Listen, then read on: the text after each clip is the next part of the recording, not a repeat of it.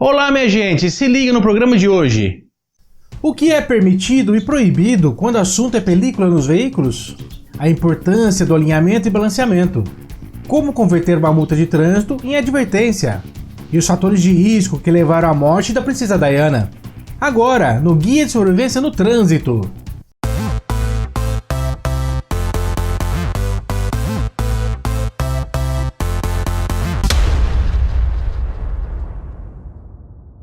Como instalar película no vidro do seu veículo sem que você seja multado?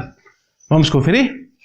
Em um país com um clima tão quente como o nosso, as películas nos vidros do veículo tornaram-se mais que um mero item estético. A película serve para proteger motoristas e passageiros dos perigosos raios UV.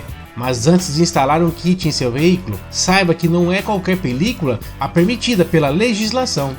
Em primeiro lugar, as películas refletivas ou espelhadas são terminantemente proibidas. De acordo com a resolução 254 do CONTRAN, as películas devem possuir transparência mínima para certos pontos do veículo. No para-brisa, podem ser instaladas películas com 70% de transmissão luminosa, nos casos de vidros coloridos, e 75% no caso de vidros incolores. Nos vidros dianteiros laterais, as películas devem conter 70% de transmissão luminosa. Nos vidros laterais traseiros e no vidro traseiro, é permitida a instalação de película com 28% de transmissão luminosa. Cada película deve conter uma chancela com a marca do instalador e o índice de transmissão luminosa.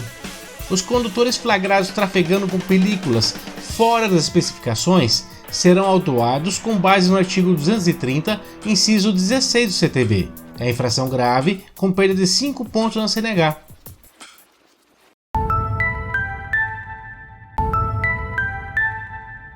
Alguma vez você sentiu seu veículo derivar para um lado quando você solta as mãos do volante? Ou ainda durante a direção o veículo começar a vibrar? Quando estes problemas ocorrem, seu veículo precisa de alinhamento e balanceamento. Alinhamento e balanceamento são dois dos principais serviços de manutenção preventiva que os motoristas devem realizar em seus veículos. O alinhamento é importante para prevenir o desgaste irregular dos pneus, aumentando sua vida útil. O balanceamento nas 4 rodas é essencial para o conforto na condução e na manutenção do desempenho dos pneus.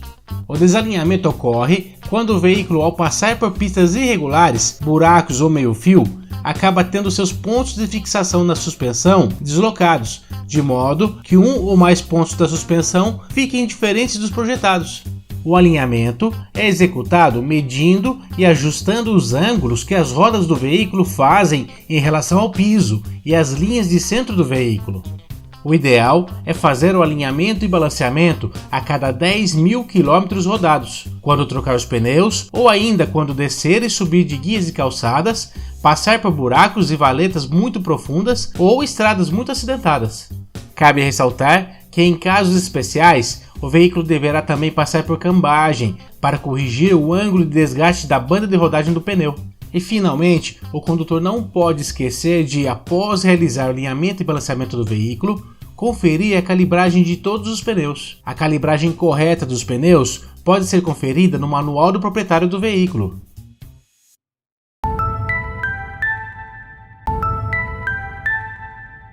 Você sabia que é possível converter uma multa de trânsito em advertência sem que seja necessário pagar o valor da multa? Essa possibilidade é prevista na legislação e é válida para casos de infrações leves e médias. Mas atenção, não há como converter multa em advertência nos casos de infrações de natureza grave ou gravíssima. O artigo 267 do CTB prevê a possibilidade da penalidade de advertência por escrito a infração de natureza leve ou média, desde que o condutor não seja reincidente na mesma infração nos últimos 12 meses. A autoridade levará ainda em consideração o prontuário do infrator. Cabe ressaltar que a conversão em advertência não é automática. A autoridade de trânsito pode negar a conversão considerando aspectos como comportamento exemplar do motorista. O pedido de conversão deve ser dirigido à autoridade de trânsito onde a autuação foi gerada, logo após a chegada da notificação. Os documentos exigidos para solicitação de conversão em advertência são: formulário específico preenchido, cópia da notificação recebida, cópia de documento com assinatura do motorista autuado, Histórico do prontuário do condutor, que contemple no mínimo 12 meses anteriores ao cometimento da infração e procuração se necessário. A conversão de multa em advertência contempla também a anulação da pontuação do condutor. Se um primeiro pedido a conversão for indeferida, existe a chance de se recorrer em instâncias superiores. Enquanto o recurso é julgado, não há punição e a CNH permanece limpa. Dirija com segurança, respeite as leis de trânsito. Elas existem para preservar a vida de todos.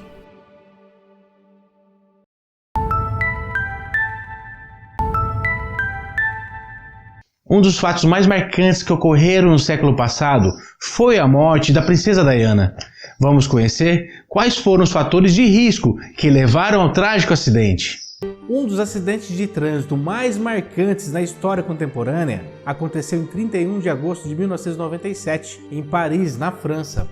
Eram 00h20 quando uma certa Diana Spencer, mundialmente conhecida como Princesa Diana, saía de um jantar no Hotel Ritz, centro de Paris, com seu namorado, Dodi Al-Fayed, filho do milionário egípcio Mohamed Al-Fayed.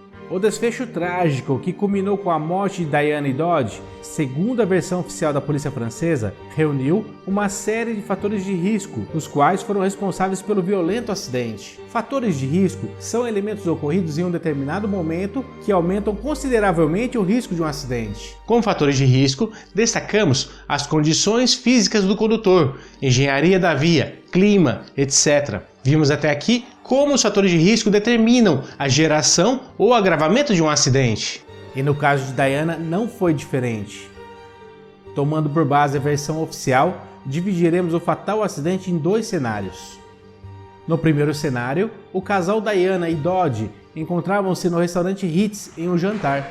Após o jantar, Dodi e Diana preparavam-se para sair. Diana demonstrava insatisfação com a presença dos paparazzi no lado de fora. O motorista do casal, que encontrava-se de folga, tinha ingerido bebida alcoólica antes do sinistro. Após ser inesperadamente requisitado por Dodi, o motorista se dirigiu até o hotel. Considerando a preocupação do casal com a presença dos paparazzi, o motorista acelerou seu veículo para fugir das lentes dos fotógrafos. Para completar o cenário, Diana e Dodi não utilizavam cinto de segurança. Após a partida do veículo, os paparazzi iniciaram uma perseguição a Diana e Dodi, fato que aumentou a atenção do motorista, forçando a aumentar a velocidade do veículo. Ao adentrar no túnel sob a Ponte de Alma, em velocidade muito superior à permitida pelo local, o motorista perdeu o controle após seu veículo colidir lateralmente contra outro veículo, ao passar pelo desnível do pavimento para acesso ao túnel. No segundo cenário, com a perda de controle, o veículo chocou-se violentamente contra um dos pilares do túnel. Neste ponto, identificamos mais um fator de risco. Os pilares não possuíam dispositivos de contenção, tais como defensas ou muretas, fato que agravou as consequências do impacto. Vimos aqui como os fatores de risco contribuem para a geração ou agravamento de um acidente. O motorista deve minimizar todos os fatores de risco, dirigindo de forma segura e sempre atento a tudo que o cerca no trânsito. O trágico desfecho de um conto de fadas nos leva a uma série de reflexões sobre a segurança no trânsito. Dirigir de forma segura, sempre identificando os possíveis fatores de risco e corrigindo-os a tempo, ainda é a única forma de se evitar sinistros, danos materiais, dor e morte no trânsito. E o trágico acidente de Diana apenas aumentou a aura em torno de seu nome e provou que um conto de fadas pode sim não ter um final feliz. O exemplo de Diana foi apenas uma forma de mostrar o quanto somos vulneráveis no trânsito, não importando a fama, dinheiro ou classe social. Nossa única defesa ainda é a prudência na direção, sejamos nós ricos, famosos ou simples mortais. Até mais!